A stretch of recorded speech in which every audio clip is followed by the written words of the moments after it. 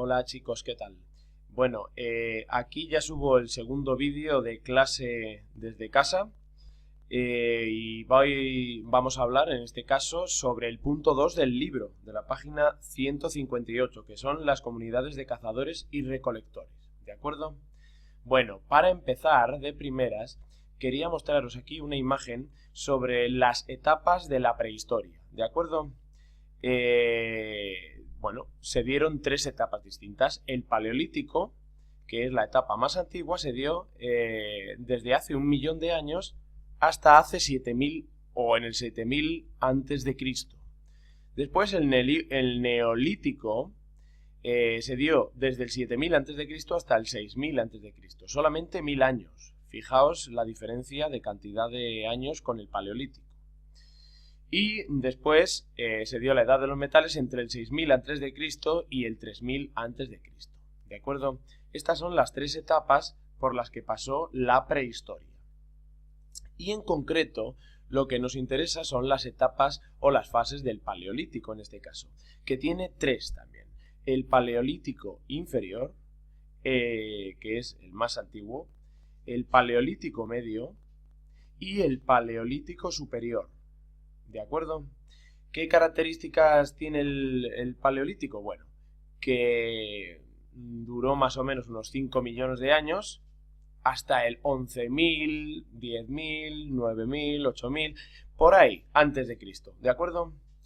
Y las características fueron que el ser humano se volvió recolector, además de ser ya cazador, ¿de acuerdo?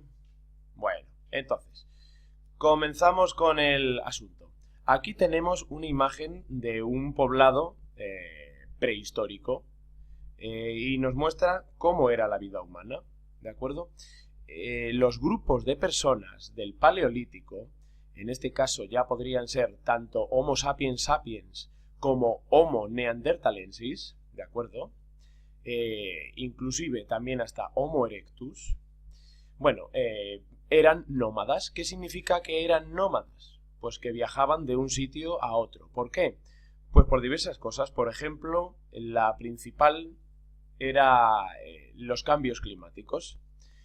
Sabemos que hace 20.000, hace 30.000, 40.000 años hubo una glaciación. Y esa glaciación congeló gran parte de la Tierra. Entonces los inviernos en muchos lugares eran muy duros. Entonces estos grupos paleolíticos tuvieron que emigrar a sitios más cálidos. En definitiva, que al final del año estaban todo el año viajando, yendo de un sitio para otro. ¿De acuerdo? Bueno, ¿cuál era la principal fuente económica y de alimentación de los paleolíticos? Pues la caza, principalmente. ¿De acuerdo? ¿Qué cazaban? Animales bastante grandes, como por ejemplo aquí tenemos un mamut. En este caso se está presenciando la caza de un mamut, pero podían cazar otro tipo de animales como bisontes, como caballos, de todo tipo, ¿de acuerdo? Bueno, ¿qué más? Aparte de esto también podían cazar y recolectar, ¿de acuerdo? Por ejemplo, aquí estamos viendo en esta imagen que dos mujeres están recolectando frutos de un matorral. Recolectaban frutos de matorrales, de árboles y de todo tipo de vegetación, ¿de acuerdo? También las comían, las complementaban con la carne de los animales que cazaban o con el pescado de los peces que pescaban, ¿de acuerdo? Bueno, más cositas.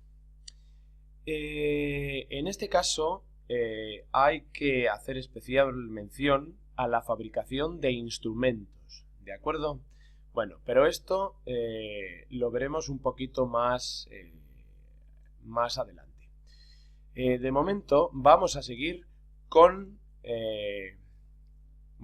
con el dominio del fuego, que es otra característica del hombre paleolítico.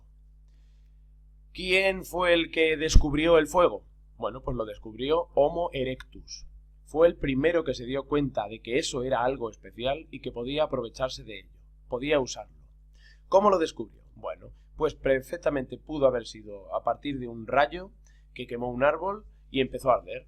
Y entonces quizá el Homo erectus colocó un palo en el árbol creyéndose que era un ser, bueno, maléfico y quería atacarlo con una lanza, lo coloca sobre el palo, sobre el árbol, y de repente, pues, el palo empieza a arder también. Y ahí empieza a descubrir que eso era más que un ser maléfico o que un animal. ¿De acuerdo? El fuego era otra cosa. El fuego era, pues, una cosa bien diferente a lo que los paleolíticos, en concreto Homo erectus, se había imaginado. Existen más posibilidades. Puede que el fuego hubiera surgido de un volcán y entonces toda la lava que arrastrara el volcán iba quemando todo lo que se encontrara por el camino. En definitiva, que fue Homo erectus el que descubrió el fuego. Y además fue el primero que lo aprovechó. Empezó a saber a fabricarlo y comenzó a realizar hogueras. Las hogueras eran este tipo de fuegos en los cuales todo el mundo se sentaba alrededor porque creía que tenían pues alguna particularidad divina, tenían un sentido divino. Por eso en los poblados antiguos paleolíticos el hombre se sentaba alrededor del fuego. Pero el fuego tuvo, aparte de esto, muchas ventajas para el hombre. ¿Cuáles? Pues por ejemplo, aquí tenemos una de ellas: calentarse la comida en épocas frías. El hecho de calentarse la comida en épocas frías o en cualquier época del año benefició mucho la alimentación de los paleolíticos. ¿Por qué? Porque antes cazaban y se comían la carne cruda. La carne cruda se tragaba mucho peor y luego además hacías la digestión mucho más lento. Eras más propenso a que te dolieran el estómago o incluso a tener infecciones en el estómago, porque si está cruda el animal puede llevar enfermedades. Es decir, cocinando, todas esas bacterias se van con el fuego. Además, la carne queda más blandita y la puedes digerir mejor. Encima está caliente. Todos son ventajas. Bueno, otra ventaja del fuego: calentarse en épocas frías. En las hogueras que se encendían en los poblados, la gente se calentaba. ¿De acuerdo? Y esto era una ventaja. Más, iluminar el interior de las cuevas donde se cobijaban. Esto, entre otras cosas, por ejemplo, permitió que el hombre pudiera pintar en las paredes las pinturas rupestres. ¿De acuerdo? Más cosas. Durante los viajes permitía iluminar por la noche. Esto era una cosa que hizo avanzar mucho al ser humano porque por las noches lo que se hacía era descansar. ¿De acuerdo? No se podía viajar porque estaba todo oscuro, pero ahora con el fuego ya sí que se podía viajar de noche. Y luego además, otro aspecto, aquí lo tenemos en la última línea: ahuyentar a los animales. Los animales tienen miedo al fuego y en cuanto el hombre paleolítico les amenazaba con un palo incendiado, estos animales huían. Ya el hombre paleolítico a partir de entonces comenzó a ser menos atacado por los animales y aún más menos atacado de noche. ¿De acuerdo? Bueno, más. En cuanto a lo que nos habíamos referido antes, que era otra característica del hombre paleolítico, la fabricación de herramientas. Aquí tenemos 5 tipos de herramientas distintas. Por ejemplo, aquí el cuchillo, el buril, el raspador, la punta de lanza o el perforador. ¿De acuerdo? El cuchillo, por supuesto, servía para cortar.